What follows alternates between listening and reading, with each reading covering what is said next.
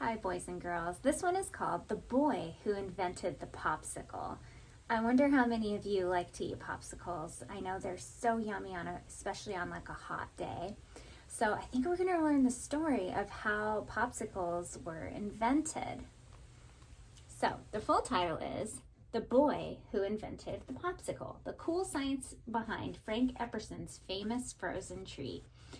This book is written by Anne Renaud and illustrated by Milan Pavlovic. Look at all these neat popsicles. The Boy Who Invented the Popsicle. Frank William Epperson knew what he wanted to be when he grew up. And everyone in Frank's family knew too, because in case they forgot, he reminded them often. I want to be a great inventor.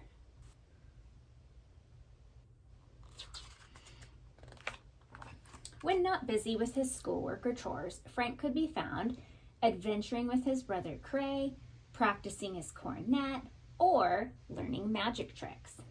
He also pondered important questions. Do goldfish sleep? Do ants have ears? Do woodpeckers get headaches from pecking all day? He seems like he's a very curious type of person, like he wants to know a lot about the world. But Frank's favorite pastime was inventing. And to invent, Frank knew he had to experiment. So off he would go to his laboratory, his back porch. There he doodled and designed, tinkered and tested, analyzed and scrutinized. So he looks at things really closely and carefully to learn about them. By the time Frank was 10 years old, he had already masterminded his first invention, a hand car with two handles. At twice the speed of a regular one-handled hand car, Frank whizzed down the streets of his neighborhood. Hot dog! I think that's what he says when he gets excited. Frank also experimented with liquids. Why won't they play together? How to do your own experiment with liquids. So he's doing an experiment here with water and oil. And you could look at that later. It's kind of neat. But what Frank loved most was experimenting with flavored soda waters. The kind that hissed and wheezed when he held a glassful to his ear and sent tangy bubbles galloping across his tongue with every gulp. Frank had his heart set on inventing the yummiest, most thirst-quenching, lip-smacking soda water drink ever.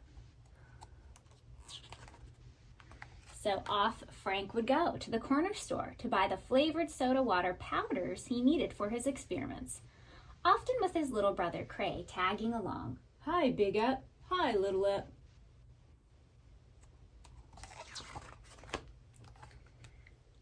Cray was a handy taster for Frank's concoctions. Some of his attempts were unsuccessful. You could even say they were disastrous. Don't think he liked that one too much. But Frank just kept on trying. Here's a whole other experiment about fizzing. You could look at that too. One day, Frank and the other children in his neighborhood decided to build a miniature amusement park. There was a theater, a merry-go-round, and a scenic railway. Frank was assigned the soda water stand, which suited him just fine. He could share his soda water creations with all his friends. That looks fun.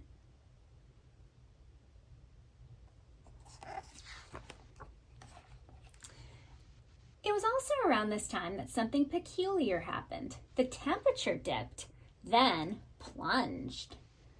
This would not have been unusual had Frank lived in Moose Jaw, Saskatchewan, or Pocatello, Idaho, where it could be bitterly cold in winter. But he lived in San Francisco, California, where it only rarely the temperature dropped below freezing. So Frank tried another experiment. He left a glass of flavored soda water outside overnight. He says, I wonder what this drink will taste like frozen. I think we're getting to the popsicle part. What do you guys think?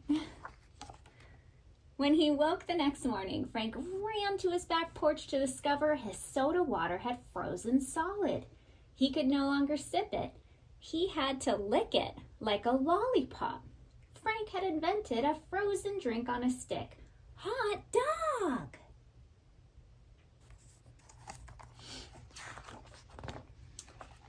As he grew older, Frank's invention did not melt from his memory. He just tucked it away in a corner of his mind. And there it stayed while he and his sweetheart, Mary Frances, began raising their gaggle of children. But when Frank noticed more and more people eating chocolate-covered ice cream bars, off he went to his laboratory, now his garage, to experiment. Could I make money with my frozen drink invention? What if I used fruit juices? Frank found a way to make many of his drinks on a stick at the same time, with test tubes to mold them, wooden sticks to hold them, and a cool way to freeze them. Hot dog! For Frank's drinks on a stick to freeze, they had to be cold, very cold, colder than 0 degrees Celsius or 32 degrees Fahrenheit, the freezing point of water. Why? Because their ingredients, like sugar and flavoring, lowered their freezing point. So what did Frank do? He built a freezing box that held dozens of test tubes suspended in a mixture of crushed ice and salt. Frank knew that salt lowered the freezing point of water and that salty water froze at a much lower temperature than plain tap water. The salt and ice mixture would be colder than 0 degrees Celsius or 32 degrees Fahrenheit.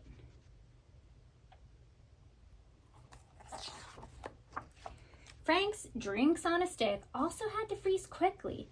If they froze too slowly, the sugar and flavoring, which are heavier than water, settled at the bottom of the test tubes, leaving just flavorless frozen water at the top.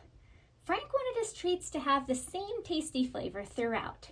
The salt and crushed ice mixture surrounding the test tubes was so cold it froze the liquid inside the tubes in minutes. Frozen already?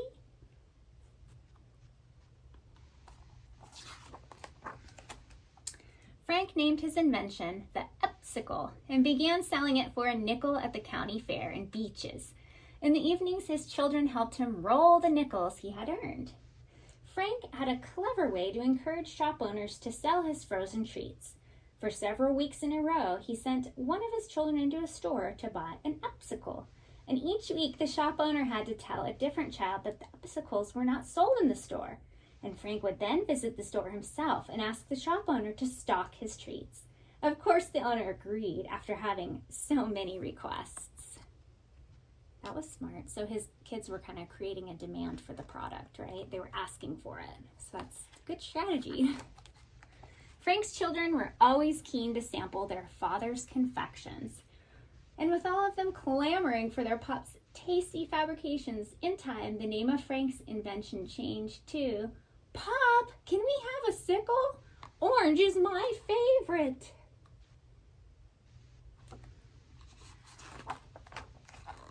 The Popsicle.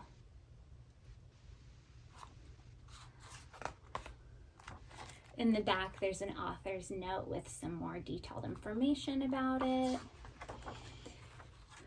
and some acknowledgments, like thanking people. I'm going to go ahead and attach an assignment to this, and thanks for listening, and we'll catch you next time. Bye.